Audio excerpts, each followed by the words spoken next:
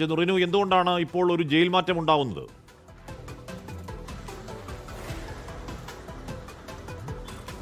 ഹാഷ്മി, ഇന്ന് രാവിലെയാണ് കഴിഞ്ഞ ദിവസം അറസ്റ്റ് ചെയ്ത BJP കൗൺസിലർ സുഗതന്റെ ഒരു ജയിൽ മാറ്റം ഉണ്ടായിരിക്കുന്നത്.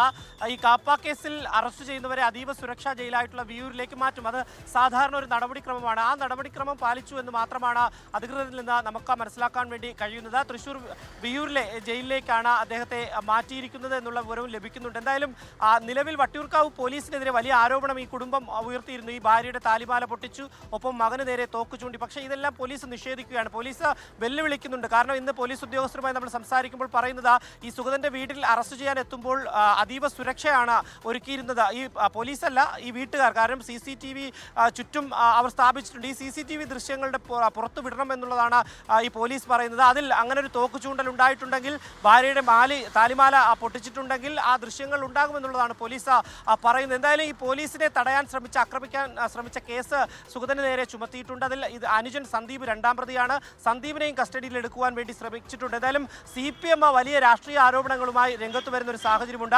2019 ശേഷം 25 വരെ എത്തുമ്പോൾ 7ഓളം കേസിലെ പ്രതിയാണ് സുഗതൻ എന്നുള്ളതാണ് CPM ആരോപിക്കുന്നത്. ശരിയുമാണ്. 2023 കാപ്പ ചുമത്തിയിട്ടുണ്ട്. 2025 ഇപ്പോൾ രണ്ടാമതും കാപ്പ ചുമത്തുന്ന ഒരു സാഹചര്യവും ഉണ്ടായിട്ടുണ്ട്. എന്തായാലും സുഗതൻ കൗൺസിലർ സ്ഥാനത്ത് തുടരുവാൻ വേണ്ടി അർഹനല്ല എന്നുള്ളതാണ് ഇന്നലെ CPIM ജില്ലാ സെക്രട്ടറി വി ജോയ് പോലും പറഞ്ഞത്. 2 തവണ കൗൺസിലിൽ പങ്കെടുത്തില്ലെങ്കിൽ അയോഗ്യനാകുന്ന ഒരു സാഹചര്യം കൂടിയുണ്ട് എന്നുള്ളതാണ് ഏറ്റവും പ്രധാനപ്പെട്ട ഒരു കാര്യം. ഈ സുഗതൻ ജയിലിലായിരിക്കുന്ന സാഹചര്യത്തിൽ, കാപ്പ ചുമത്തിയിരിക്കുന്ന സാഹചര്യത്തിൽ ഈ കൗൺസിലർ സ്ഥാനം രാജിവെക്കണം എന്നുള്ളതാണ്.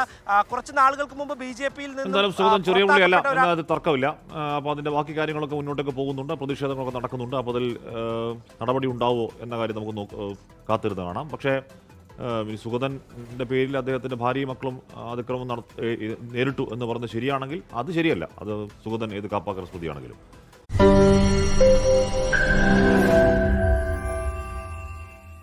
ലോകത്തെവിടെയായാലും ഏത് സമയത്തും 24 വാർത്തകളും ഓഗ്മെന്റഡ് റിയാലിറ്റി പാക്കേജുകളും എക്സ്പ്ലെയിനറുകളും വിശദമായി കാണാൻ ഞങ്ങളുടെ YouTube ചാനൽ നിങ്ങൾക്ക് സബ്സ്ക്രൈബ് ചെയ്യാം.